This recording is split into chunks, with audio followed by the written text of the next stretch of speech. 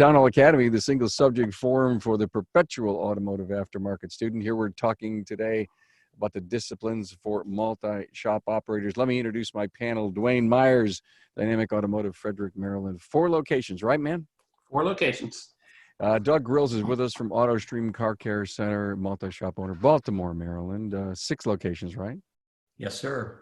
And Greg Bunch, Aspen Auto Clinic, Denver, 5 locations. Yep, Colorado Springs and Denver. So let me add that up. There's like 15 locations among you guys. Moguls. Okay. Hey, listen, we've done a lot on multi-shop ownership in the past. I believe the opportunities abound. There may be some of you willing to go just pounce on something, and these guys are here to maybe put some reins on you. But however, there's no better time than maybe right now to look at an opportunity for Growh, and it may wet your whistle to a point where you've got to stop for a moment and think this through. The panel is here because they're a group of hard knocks guys. I believe they've probably lost a few bucks on their way to being a multi-shop owner, and I think they want to give you some of that wisdom. They've learned the tough lessons, and yet, what a smart way to grow in the opportunity now that we have in COVID. So I know Greg, you're going to talk about some COVID stuff. With Dwayne, you've got a lot of how-tos. Philosophically, Doug, you want to warn people, what's the right methodology to grow. Hey, I want to give a high five out to Shopware. They keep the lights on here for us. Let's talk SMS systems. Now may just be the time to transform your shop, break away from your legacy SMS, and embrace Shopware shop management. Shopware can show you the way to increase profits from happier customers and a more efficient staff. And if you're thinking about growth, processes and systems, man, that's right up there. Go to getshopware.com for a free preview and a demo. More time, more profit. Thank you, Carolyn. Greg, let's get this thing rolling.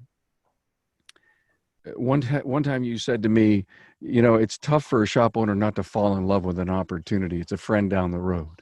I mean, to me, that's, it's something that you have, it's a warning. Right. Interesting. Back in 2015, one of our trade magazines, I'm not sure which one it was, did a study, said that 56% of small mom and pop shop owners wanted to be out by 2020. And ironically, they didn't know what was coming here in 2020. But yeah, I think the opportunities, especially for the people that were right on the edge that said, you know what, this is it. I'm done. I'm not fighting through this again. And they're making calls to guys like me and Dwayne and Doug saying, I want out. So the temptation is going to be, hey, let's just jump on every opportunity. But there's a lot that goes into making that right choice. So, we talk about in our mastermind group, the concept of absorption versus an acquisition. Absorption would be, it's a mom and pop shop. They're going out of, their location is not something that would fit our business model, but maybe we can get the equipment, some employees, the database, the phone number, and merge it into one of our existing buildings. Or you're going to have the bigger shop, right? The one that does have a good location, good reputation, demographic, and that's going to be more of a target for an acquisition. And then there's going to be some of them that we just have to say, you know what, I love you, I'm sorry, but it's just not a good fit for me. And unfortunately, there's probably going to be a lot of those that just didn't have the infrastructure and the business to put in place to even have anything that's really sellable. And that's going to be part of the discipline for all of us, is to know when to walk away.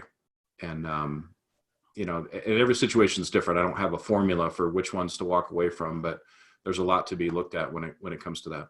Boy, I'm a shop owner. I'm so far in. I'm 8 or 9 years in, and I've got a great team and a great staff. And wow, there's some opportunities ahead. But Doug, I think you can't fall in love with the business. You got to fall in love with the location. Is that true? Absolutely. Yeah. It still has always been a game of location. And whether it's pre-COVID or post-COVID, that doesn't change. So you always have to look at all of those important retail factors in terms of the location. What type of visibility do you have to the street? What type of access does the location have? What are the terms and conditions associated with the location? You have to do all those. You have to do all that analysis and not sort of jump the gun thinking, well, there's great opportunity and I don't need to pay attention to those things as much as I might otherwise. Those those fundamentals are always going to be in place and something that you need to be focused on. So take the time to do the homework and research the locations. And as Greg mentioned, I think there's going to be those opportunities, particularly with guys that have been in the business and been thinking about it, but this pandemic has basically pushed them across the line. Like, you know what, the writing's on the wall and now's the time for me to make a move. Do you fall in love with a diamond in the rough, even though maybe the location is a little weak or the business isn't that strong? Well, sometimes, I mean, the diamond in the rough idea is something where you see value that somebody else doesn't necessarily.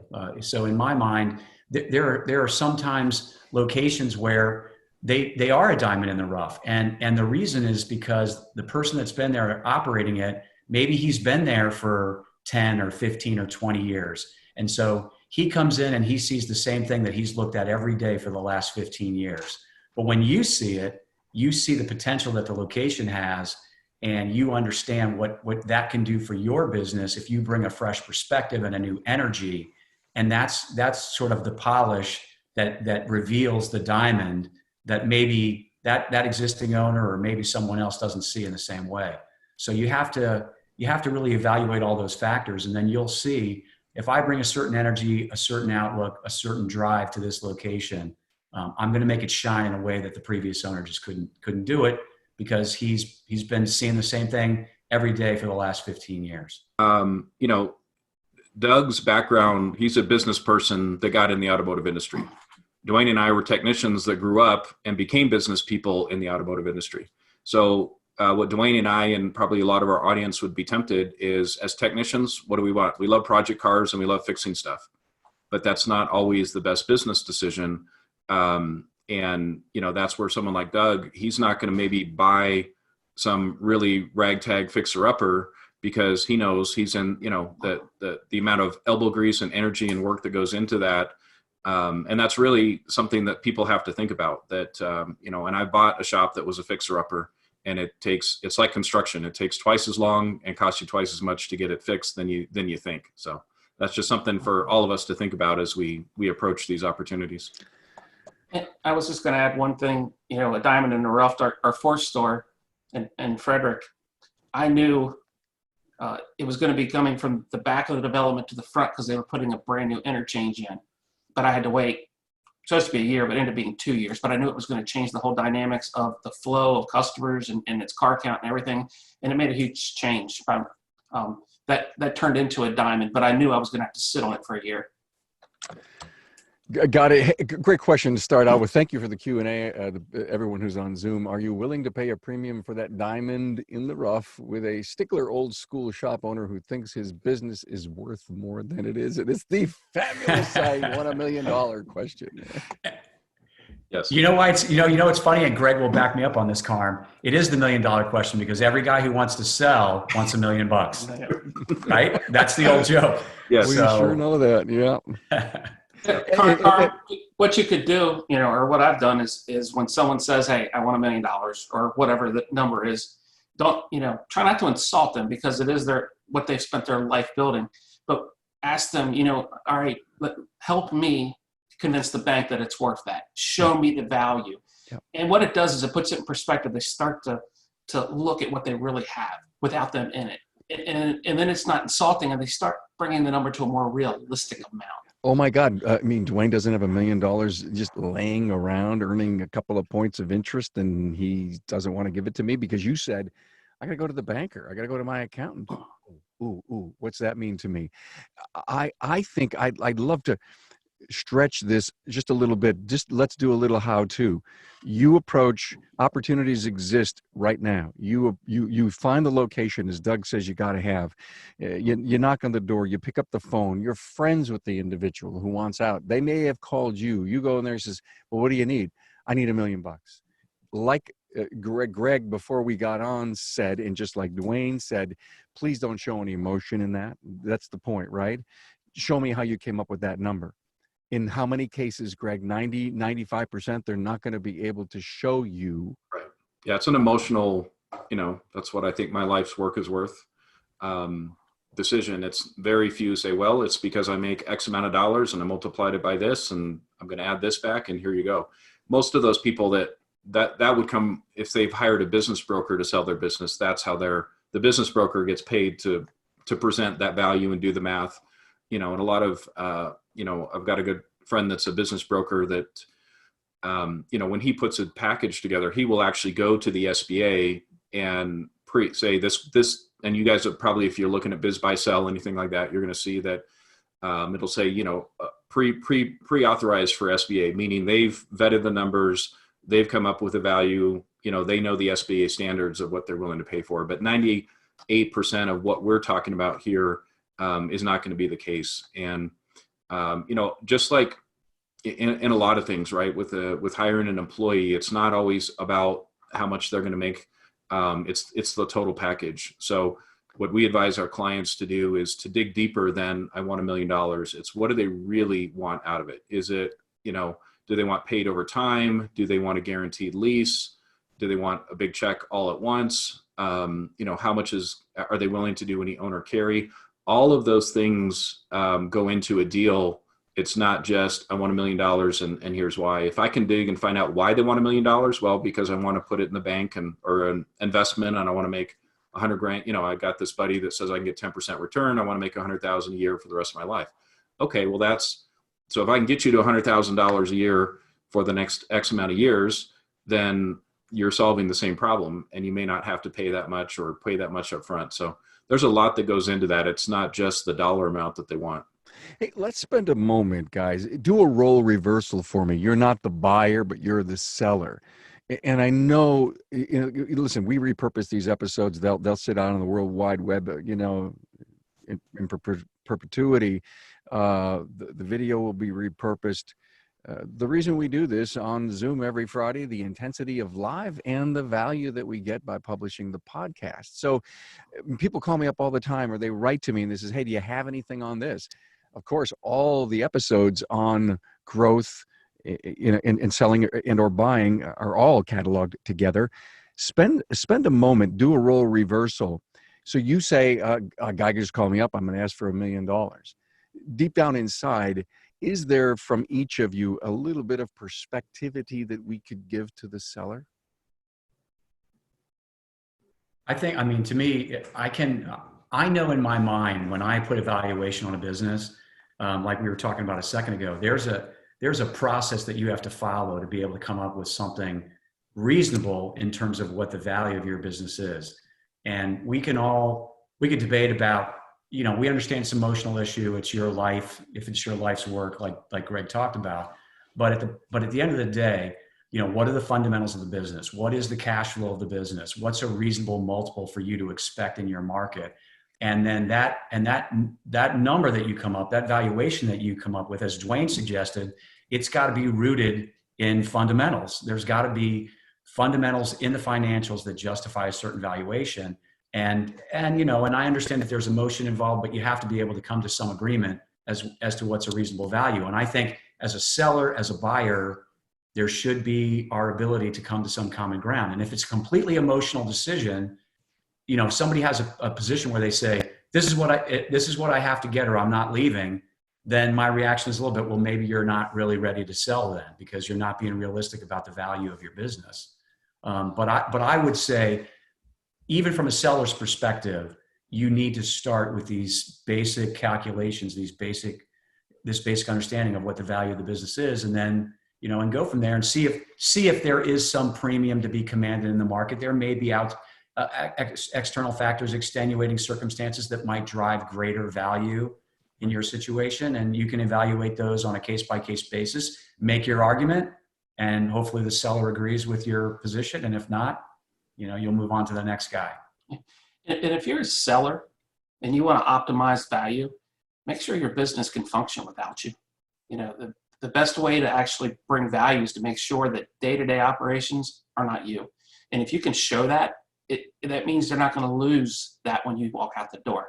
So that would bring the most value to me. If you can create a team to where it functions day-to-day operations and gets that EBITDA and gets the number at the bottom that you're going to evaluate it with, it could bring a premium. Yeah, these businesses that everything just is surrounded by the owner, and if the owner's not there, I talked to an owner the other day that has not taken a vacation in 4 years. because the business won't function without that person. And it's in a, you know, an auto mall type of thing. There's no, right? All he can do is extract a paycheck out of it. There is no resale value in what he's built. But like Dwayne said, if he had a standalone location, he had 4 or 5 technicians and a manager and advisor, and he was able to operate more as a CEO and oversee everything and still, you know, have good cash flow. That is absolutely a business that not only one of us would be interested in, but, you know, that's when you get into the, you know, you could catch the attention of private equity or something like that and get a reasonable rate of return on purchasing, or excuse me, on buying that business. So guys, I own a business. It's making a couple of % net operating income. Someone approached me. I say I want $1 million. The buyer said, nah, no, I can't swing that. It just doesn't look like it's right. How do you justify that? Well, I haven't.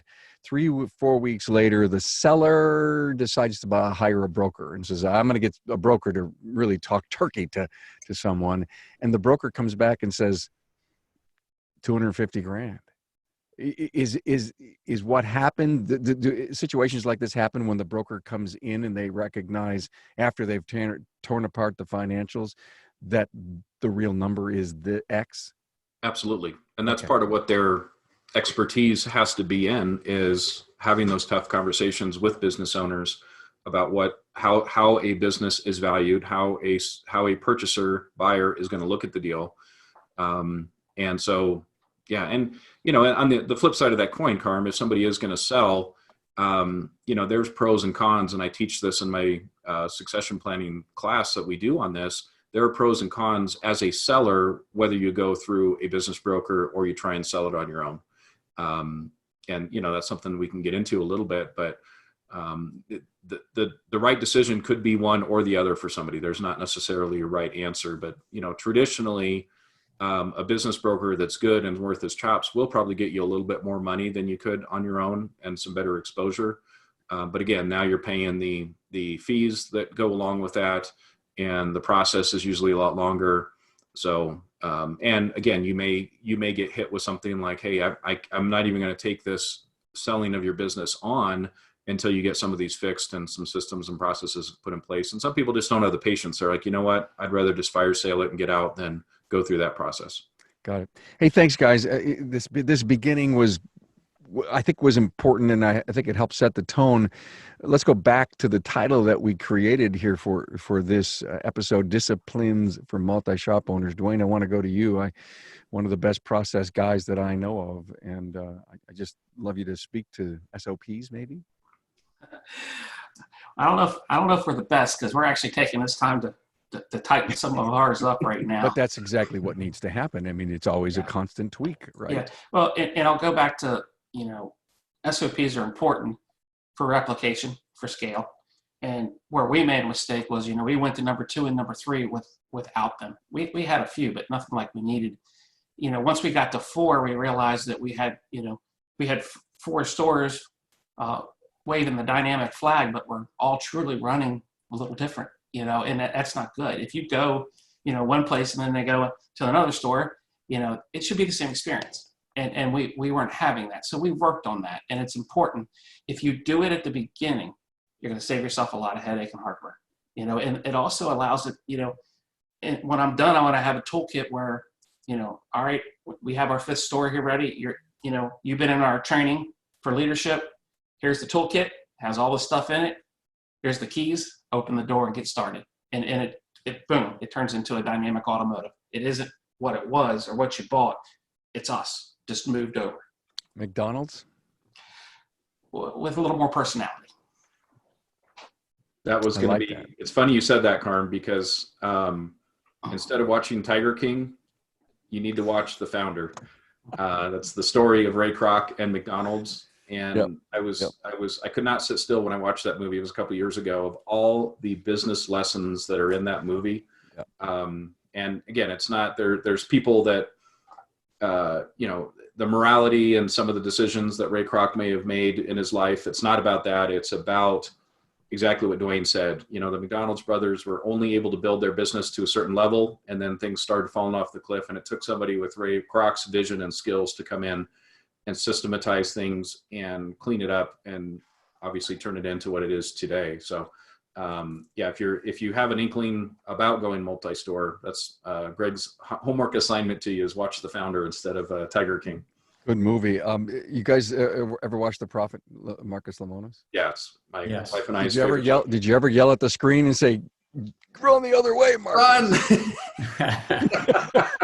Absolutely. And when you do that, you basically are putting yourself, into a position that you finally get people, process, and product, and how important all of those are. I think that's one of the best, if you will, business person's show you can buy, because if you wanted to be a really warm, fuzzy kind of owner who's really knows what tough love is, you should grow up and try to be like Marcus.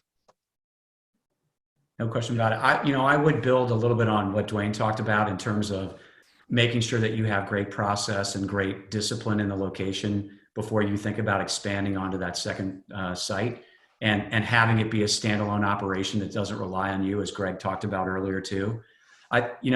When you start a business, you're typically, you're nervous, you're excited, you come in with a certain amount of brashness, and you want to make success happen right away. And you're not as focused on some of these other things that you're going to need to be able to branch out and continue this growth that you envision for yourself, if that's what you decide you want to do at some point down the line. And having all those things written down, documented, making sure everybody understands them, understands how you guys approach the business, you're going to have to do that. And I always say this when we're together in mastermind meetings, having the discipline to write it down forces you to think through exactly what you want things to look like. That's the beauty of it. It's Right. not so much the outcome. It's not the manual that you're going to hand for somebody. It's that you're going to have the answer and it's clear in your mind. And now you can communicate it to people. And then as you begin to grow, as Dwayne talked about, I mean, for us, when we go into a location, we had a competitive acquisition late last year. We go in there, we know exactly what that's going to look like and exactly how we expect it to be run. And here's our process, and here's what we do, and here's how we handle the phones, and here's how we handle digital vehicle inspections, and all the other things that we do day in and day out. There is no question about how we do it. We're ready to run in there and make that an AutoStream Car Care location as quickly as possible. And then how quickly you introduce your brand, there's subtleties to that. If it's going great, maybe you fly in a little bit lower under the radar. And if it's not going great, you want to shout from the mountaintops that, hey, a new sheriff is in town. So there's subtleties to that. But the reality is when you come in, you're ready to go. You're locked and loaded, and you can make that happen. It's duplicatable and something that you can make happen again and again. Hey, thank you, man. Let me give another shout out to our sponsor, Shopware. It's time to transform your shop with the only management system that will give you more profit and more time. Find out how shops using Shopware are driving up their profit with more efficient staff and happier customers. Who doesn't want them? Visit getshopware.com for a free demo. More time, more profit. And when you get there, tell Carolyn Carm sent you. I'm loving where this is going. We got a lot of great stuff here. These guys have fallen on wonderful opportunities in their life, but not necessarily were they all beautiful and smooth and soft like warm butter. One of the things that I think all of you realized early on was cash was king. And you can't do any of this stuff. Don't fool yourself. Oh, let me see. Hard times, COVID, no money. How am I going to survive? You need that same philosophy if you're going to put money away. Even your banker is going to come to you and says, listen, you don't have any cash. You're going to leverage everything you got. This thing isn't really looking perfect. We don't like what the financials look like. We may not want to support you. So banking and cash, guys, talk about that. So that's a great topic, and we've been talking about that quite a bit again in our groups. Everybody got hit pretty hard with not knowing what this was going to turn into. And so, the folks that had a war chest put away were able to sleep better at night than the folks that didn't. Obviously these PPP loans and things that have come through have been a definite help to everybody. But it's a good wake-up call to, and entrepreneurs are internal optimists, right? We think everything's going to be shiny and work out just perfectly. Well, we all just realized, well, that's not always true. And it's the same thing as you go into a deal, right? If you have your projections, but in the back of your mind, okay, what if I really don't hit this? What if I'm at 50% of what I think or what I've told the bank I can accomplish here? Can I make it financially? Do I have the war chest? Do I have the lines of credit? Do I have the relationship with the bank? Whatever that looks like.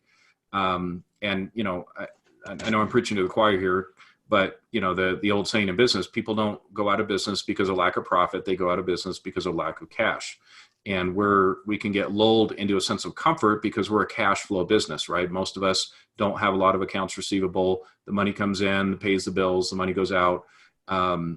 And so we're used to seeing a lot of money in the bank per se, but it doesn't mean that you can allocate that away. And I know that you've talked about it on your show, and I know we all do internally, you know, kind of the profit first concept. And really, you know, if you get down to it, it's the common sense of what we should all be doing with our business and home. And that is, you know, before you have a chance to spend it, you're squirreling that money away into a war chest or a savings account that you really don't have much access to, kind of out of sight, out of mind.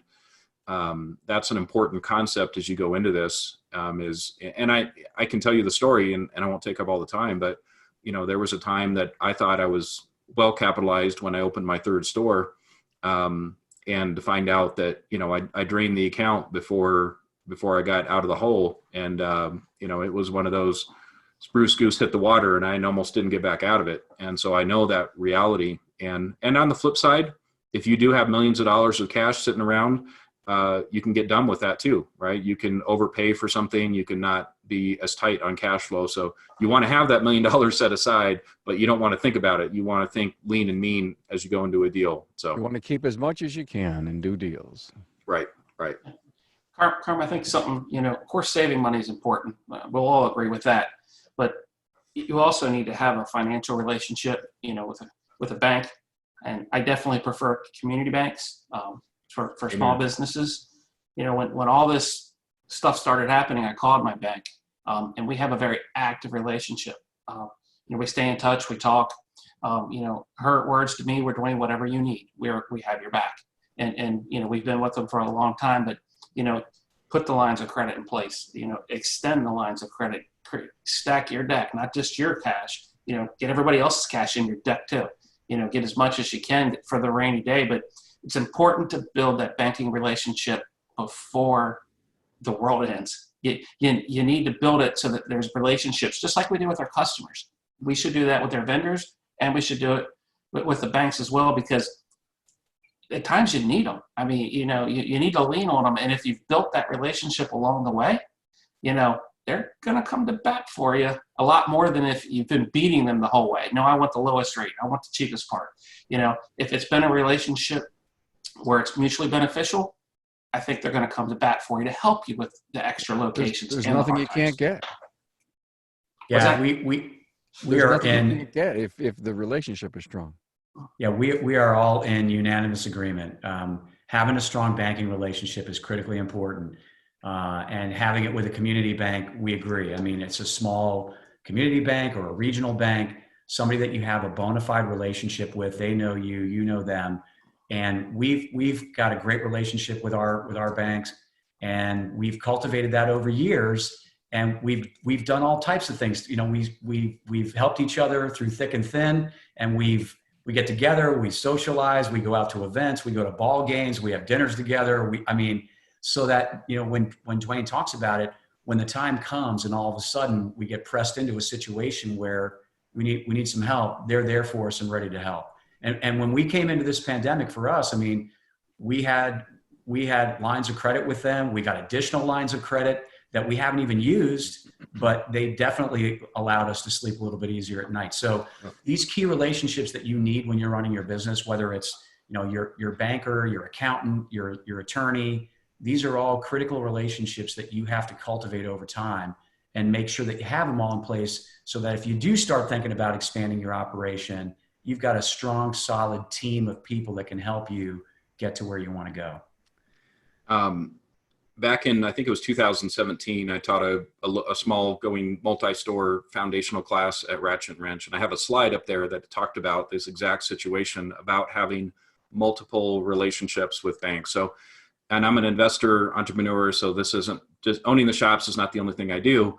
And so I have 5 banks that I work with. So I have 4 more local banks and then one big one. And I was thinking about it as Doug was talking about it. On one of the banks, I have the president's cell phone on my phone. 2 of the banks, I have the vice president, and 3rd, I have a managing partner. I mean, I was on the phone 8:30, 9 o'clock at night, going through all this, making sure my paperwork was in, getting everything settled. The one, and I won't, it is one of the big top 5 that is our 5th relationship. No call. I have nobody to call besides maybe the 1-800 number. And the only thing we use that for is a deposit account because of the shops geographically. My guys go and make the deposits and then we sweep that out. So, they see millions of dollars get deposited in their account, not a peep from them. But the other 4, I got a personal call from the owner, or excuse me, the president or vice president of the bank. And that's the kind of relationship you want to have. And I've, like Doug said, I've gone to baseball games and sporting events, and even though I'm not a sports guy, but it's about those relationships. So they all tease me about that, right? About hitting home runs and touchdowns and getting the sports. Community banks. Community banks. Would never do that. Yeah. Can't believe Brian Sump likes you. Yeah. I learned a lot watching the Super Bowl with Brian Sump. That was very enlightening for me. Hey, I want to take one of the questions that Alan Sims asked, and we probably need an hour to Alan's discuss a it. troublemaker. You be careful. Yeah. How do you determine a reasonable multiplier? Now, guys, we can go on for an hour about that. Could we cover that in a few minutes?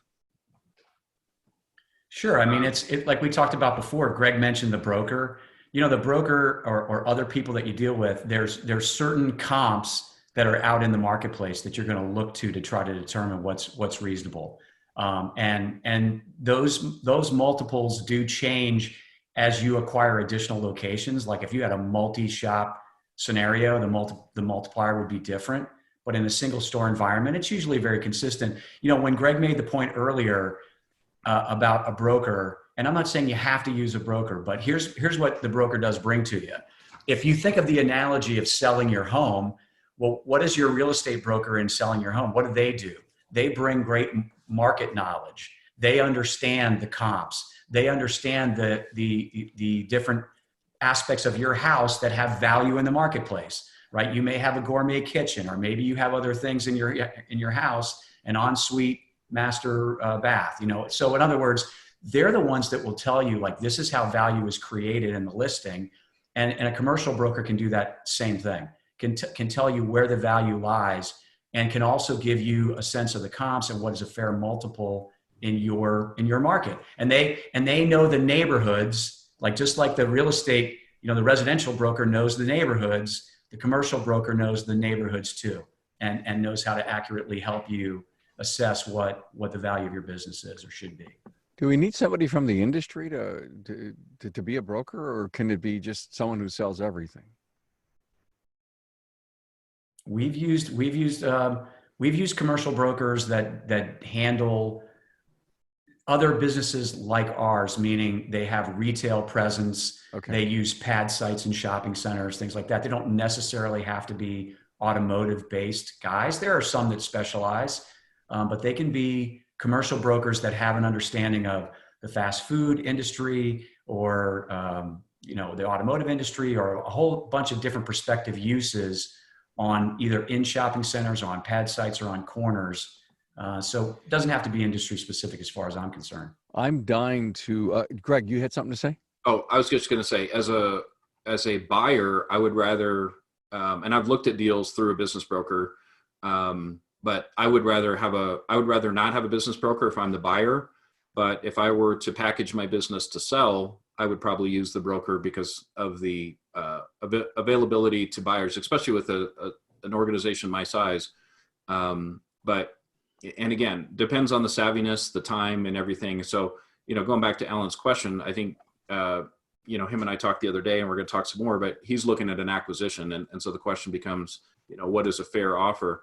And a lot of it depends on what you're willing to pay, but somebody's got to do the math to go, okay, if I'm going to borrow $600,000 to buy something, that's a certain amount and I've got to pay tax at the end of the day, how much net cash is left in the bank after a month. And so A lot of deals get turned away because the multiplier is so high that you're literally going to go in the hole for 5 years until the loan's paid off before you start making money. And the big guys can do that, but us guys, the smaller shops, that it just doesn't make financial sense. Greg, when you work with someone on making an acquisition, is a pro forma on the new operation for the next 5 years like the most important thing you could do?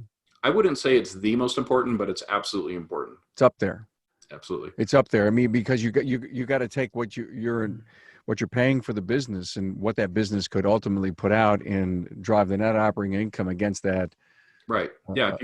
If your payment on the business is $6,000 a month and you're paying Uncle Sam $3,000 a month because it's making $10,000 a month and it only leaves you $1,000 of actual cash going into the bank, right? You either got to be okay with that, or you got to know that, hey, the systems, processes, sales, everything I'm going to put into the business is going to double the profit. And now I'm going to have $11,000 of cash flow, but you're gambling there a little bit, right? We all go in with confidence, but that doesn't mean we're not going to have some roadblocks to get that profit doubled.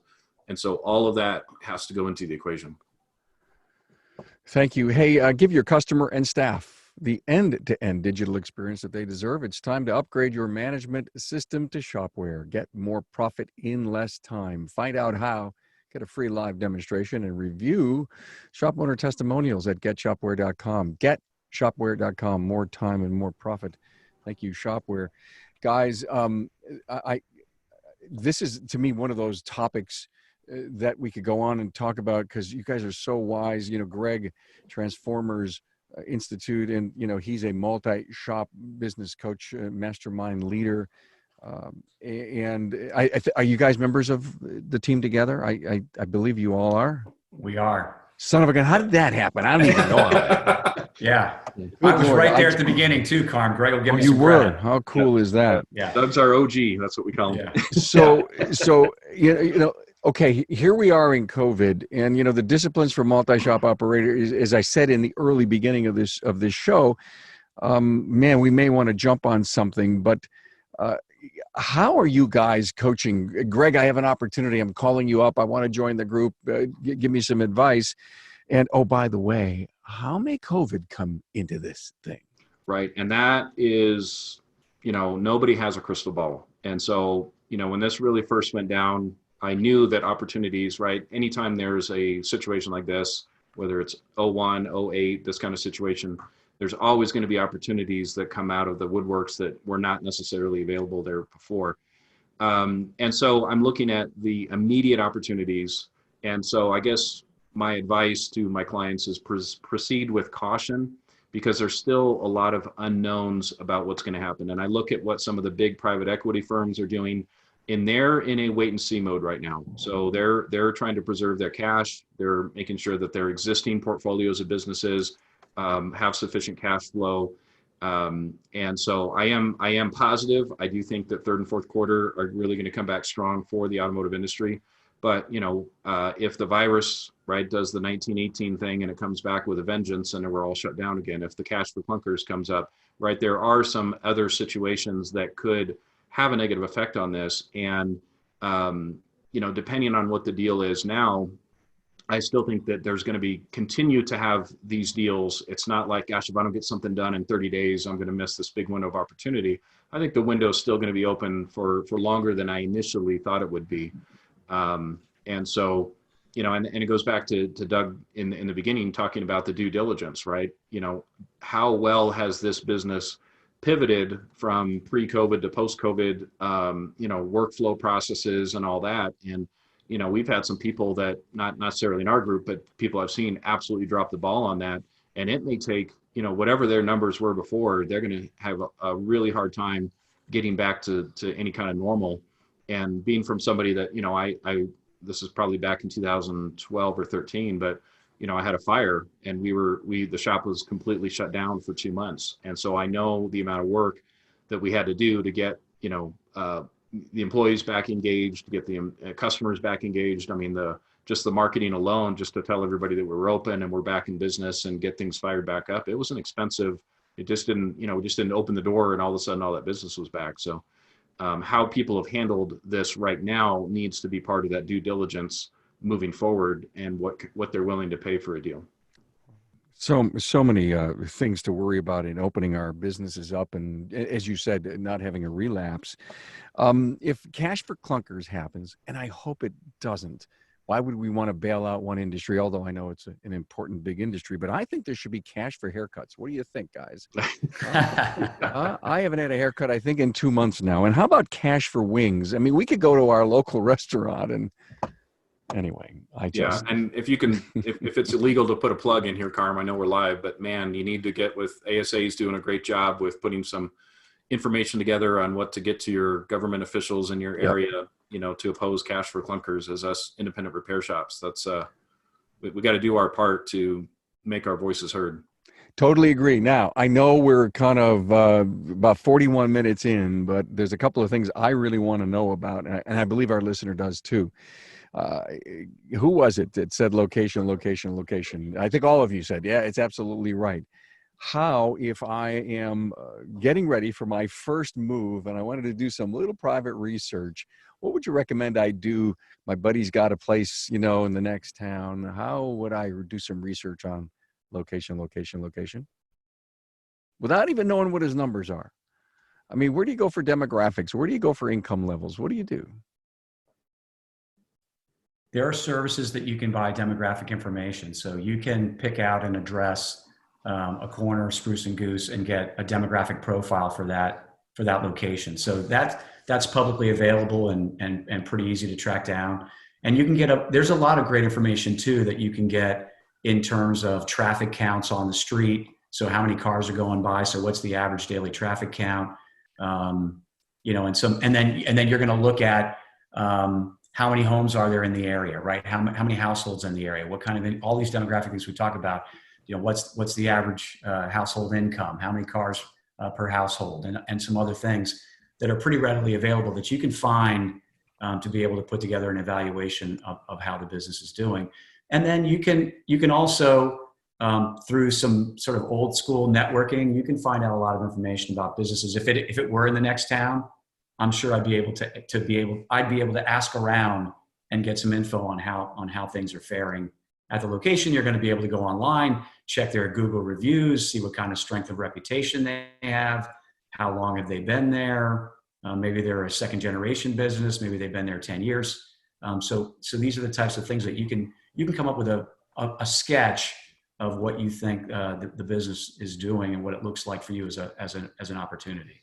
And I mean, like Doug said, you can hire or pay for services, but you can actually Google search. You know, you can get the demographics, you know, off the last census. There's information there. But like for their fourth location, you know, we looked at the permit office, what was being built. You know, they're going to build, you know, a whole shopping center around us. Right across the street now, they're about 4 floors into a 6-story hotel. They're putting a huge gas station with a convenience store that brings cars. You know, you can look at that stuff and see if you're willing to wait for the benefit. You at least have an idea of what's coming. Is it a dead area or is it a growing area? You don't want to me, I wouldn't buy a shop in an area that's plateaued or declining. You want one that's still going up. And that information is public knowledge. You just have to do your due diligence. You can do it on the cheap side, or you can pay someone that can hand you a piece of paper that tells you everything. Right.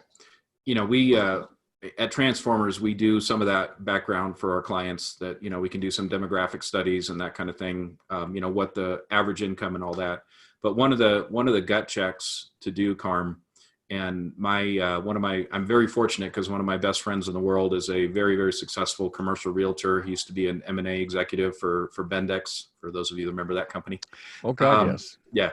So the gut check is, you know, we were looking at a potential acquisition that was an existing business. And he goes, would you want this building if there was not an automotive repair business already in it? And they were doing 85,000 in it. And the answer was no. And why was because it wasn't an A location and it didn't have the demographic that it was in. Now, this guy, I know him personally. He ended up selling the shop.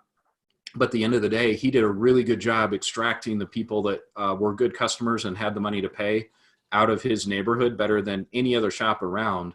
But I think he did such a good job at that. I couldn't see a lot of room to where he was going to get more than $80,000, $90,000 a month out of that store. And so because I literally, there was a building very close to that I turned down 5-6 years ago because demographically it did not support our business model, which is, more of a higher end master technician, probably like a lot of our listeners model. It wasn't we're not a discount model. A discount model may have worked better in that shop, but so if you're thinking of something, right, then that needs to be part of, it's not the only answer, but would you take that building over if there was not a shop to acquire in it?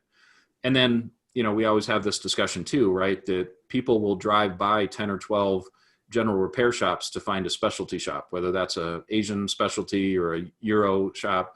So, when you're looking at, if you're doing an acquisition in that world, that's a different story than a general repair shop. Thank you. One of the words that came up a little while ago that maybe some of our listeners, even not only today, but into the future, say due diligence. What the hell is that? And I know we have talked an awful lot about it here: location, the demographics, what type of team exists, the tenure, the certifications, the sales of the business, and where has the business been, and going to the profit or loss of the business, the model of the business, and how well it works with you. What else am I missing, guys, for good due diligence? Well, Doug, you just went through all this, so. Yeah, I mean, yes, all the things that you mentioned, you should be able to review and have a chance to go through. And a bona fide seller should be willing to supply you with all that. Right. So that's the other thing. So anybody who's not willing to share information about their business operation, that's a little bit of a red flag. I'm not saying they're going to open the doors and let you see everything there is to see about their operation. But yeah, you're going to sit down and you're going to go through their financials, and you're going to look at their employees and what is the strengths and weaknesses of the staff that you're looking to acquire. And you're going to try to determine, what is the financial opportunity there. And I do think that Greg mentioned it earlier, that you have this, as entrepreneurs, you always think that you can do things a little bit better than the guy that's there. And I think that's fair. And that's where that diamond in the rough potential comes in. Like, if you think that there's an opportunity that you can see their systems, you can see their process, you can see how they market their business, you can understand, you look at their reputation online. And so your financials, the financials that you get in the due diligence process are really dependent on all of those factors. And if you think that you can make a change in those factors, then obviously your financial picture should be more positive. And then based on that positive outlook, you think there's great potential, but you're going to pay based on what he's doing. In other words, I'm not going to pay based on what I think it can do. I saw a chat or a question where it came up, are you willing to pay a premium? I guess the answer is maybe, but there'd have to be some outstanding, really attractive, extenuating circumstance to make me want to pay a premium. I'm going to pay that guy what it's worth based on what he's doing. And then obviously I go into it with the understanding that I think that I can make changes that will make it more valuable for me. And that's why I'm going to get in there and get the deal done. Well, we can go on to a very interesting discussion on how to pay a premium for a business under what circumstances, but we're not. Yeah, a million things just went through my head because, I did do a bunch of M&A and when I worked for corporate America. Hey guys, thank you all so much. Another delightful episode with you guys, multi-shop owners, as we talked about the discipline for multi-shop operations. Dwayne Myers, Dynamic Automotive, Frederick, Maryland, 4 locations. Doug Grills, the non-techie here, the multi-shop owner from Baltimore, Maryland, with 6 locations. And Greg Bunch from Transformers Institute, Aspen Auto Clinic in Denver with 5 locations. Guys, I think we've probably had you guys on before, but this was completely different and frankly, apropos based on, our circumstance right now with COVID and the opportunities that exist. Thank you for your support always. Have a great weekend. Thanks, Carm. You too. Thank you. Thanks, Carm. Thanks for having us.